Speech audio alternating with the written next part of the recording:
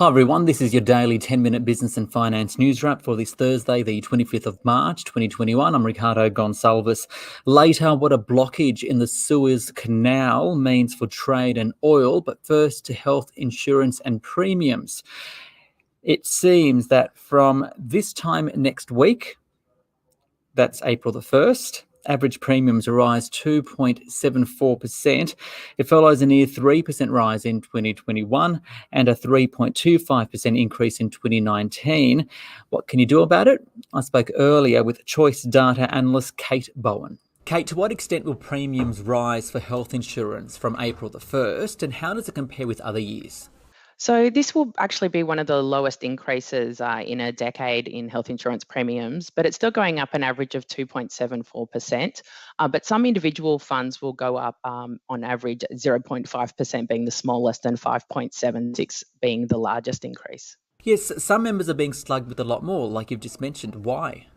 Well, it's important to check on the actual details of your policy. Make sure you've got that communication from your health fund. We've had some letters from members that they've sent in where their actual premium is going up more than 10%. So it really pays to check the letter and make sure that you're not being slugged with a higher than average increase.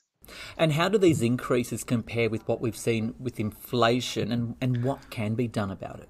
Yeah, as I said, this is one of the smallest increases in a while, but health insurance premiums have gone up over 57% over the past decade, where the CPI is only going up 20%. So it's significantly higher than the rate of inflation, and it's certainly hitting people in the hip pockets. Given this increase is just a few days away, what are the options for consumers? Yeah, so the first thing that consumers should do is see what their individual increase is. Then they've got two options. The first thing that they can do is actually prepay their premium annually. So that means if they pay for the full year before the increase comes in, they'll be paying this year's prices. So they can save themselves some money by doing that. The second thing they should do is shop around. See if there's a better deal out there. We've certainly seen some very big differences in premiums. For example, we found 47 gold policies, which is the top tier, which are $500 more a year than the cheapest policy in that bracket. So in other words, it's not too late, even though these increases are happening in a few days. That's right. It's never too late to switch. Even if you're paying by the month, you can't afford to pay annually. You can still switch even after 1st of April, and you will only have paid that higher price for the month before you switch. And members really have to think hard about giving private health insurance up completely, because isn't there that lifetime health cover loading to think about, and then the Medicare levy surcharge? Yeah, that's right. So the Medicare levy surcharge affects high income earners. So you only need to think about it if you're earning over $90,000 as an individual or more than $180,000 as a couple. So many people won't be affected by the Medicare levy surcharge. But there is also the lifetime health cover loading to think about. And so that comes into play once you turn 31, and it can add the cost of 2% per year onto your premium for every year that you don't have health insurance. So that's something to think about before you drop it or before you consider taking it up. Kate Bowen there, she is the choice data analyst. Now let's take a look at the unusual blockages at the Suez Canal, which links the Mediterranean Sea, cutting through Egypt. There's a ship there the size of the Empire State Building, and it's wedged itself between the canal, blocking the passage. And about 50 ships travel through the Suez Canal per day, carrying around 12% of global trade.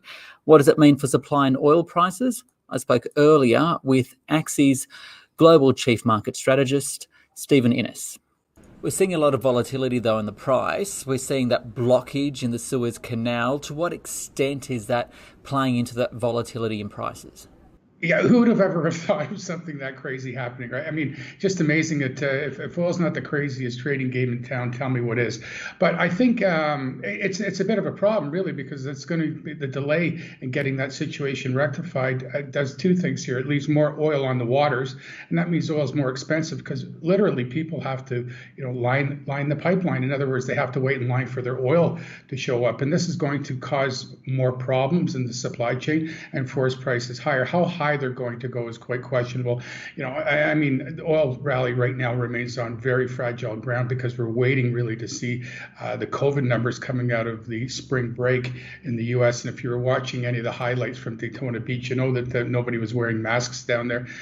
So, that's going to be a little bit of a problem when those numbers hit, and that could be another factor that could weigh on oil prices. So when it comes to oil prices, are the concerns about COVID and potential new lockdowns outweighing the issues that we're seeing in the Suez Canal?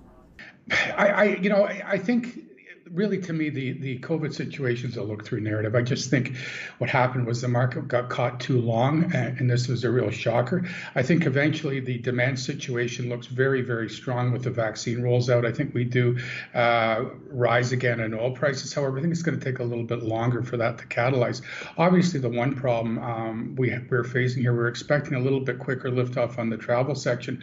Remember, half the demand way down right now from 2019 is the result of no travel. So planes aren't flying internationally because of this COVID risk. Then it's going to be another problem. Sure, they're flying, but everybody has to stay in quarantine for 2 weeks. So people don't want to travel. And that's really the biggest problem right now.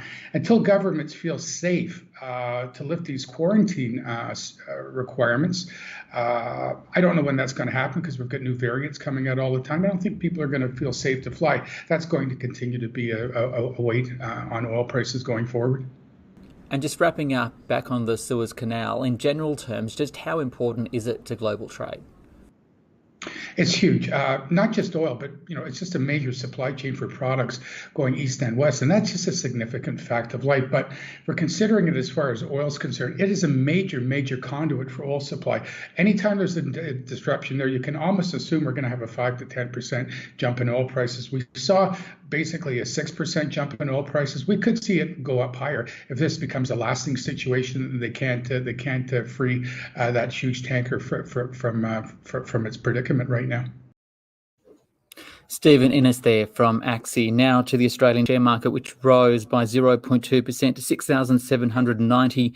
Energy stocks did well, especially Santos and Woodside, which increased by around 0.3% each. The banks and resource stocks were mixed. AMP entered a trading halt late in the session, and technology stocks fell across the board. For more on the day's market action, I spoke earlier with Ben Clark from TMS Capital. Ben, the market was stronger today. It's lost a bit of those gains. Why? Yeah, look, I think it's the bond market has shown some signs of calming down. We've seen a weaker Australian dollar, which is good for a lot of businesses that earn their income offshore. And also we've seen another couple of good profit results from two companies today, which are closely aligned to the economy. So that's giving us a bit of a bid in the market. Who are those two companies? Soul Patts and Brickworks. They're two of the old school sort of names on the Australian share market. Brickworks in particular was interesting. Their building products division increased EBIT by 60% versus the previous half. And they also strongly upgraded the valuations of a lot of the properties that they own. So we've seen both virtually hit all-time highs, and Brickworks is a real barometer for the economy, and it's another sign that the economy is firing in Australia. Merger and acquisition activity is heating up. We heard from Crown a few days ago, and we've got another today. Yeah, and unusually a hostile takeover bid. We very rarely see these days. It's for McPherson's, the consumer products and beauty business, which has been a bit of a struggler for many years now. And look, I think it's the combination of ultra low interest rates. Companies are very cashed up at the moment. Balance sheets are strong. And there's a renewed focus from CEOs on trying to find growth. So I think this M&A cycle that we're seeing is going to really continue to accelerate. What do you make of the moves on the Australian dollar at the moment? Well, it's gone against what the consensus view was, that the Australian dollar was going to keep moving higher. And I think it's largely been driven by the fact that the US 10-year bond yield is rapidly catching up with ours. So that's kind of like the default cash rate that institutions can park their cash. And the gap is narrowing, which means more money is moving back into the US bond market, which is seeing pressure on our currency versus the American currency. And just finally, the coal price hitting a 2-year high. We don't hear much about the coal price these days, and you think in an environment, in a world that is rapidly trying to go off coal, prices would be under pressure. But Newcastle Port, which is one of the biggest handlers of the coal market out of Australia, has had some massive technical issues, and these floods that we've seen down the east coast has also meant that supply into the key Asian markets is going to be a lot less than we expected. And there's a bit of a scramble happening at the moment from buyers to secure coal. Ben Clark there from TMS Capital. That is SBS On The Money for this Thursday, the 25th of March, 2021. If you're listening to this as a podcast on Spotify or Apple Podcasts, don't forget to leave a star rating and a review. I'm Ricardo Gonçalves. You can follow me on Twitter and Instagram at Business Ricardo. This On The Money stream is provided for informational purposes only. The content in this stream should not be understood as constituting advice or a recommendation. It's not personal advice and it doesn't consider your personal circumstances or objectives. You should contact a licensed professional before making any financial decision.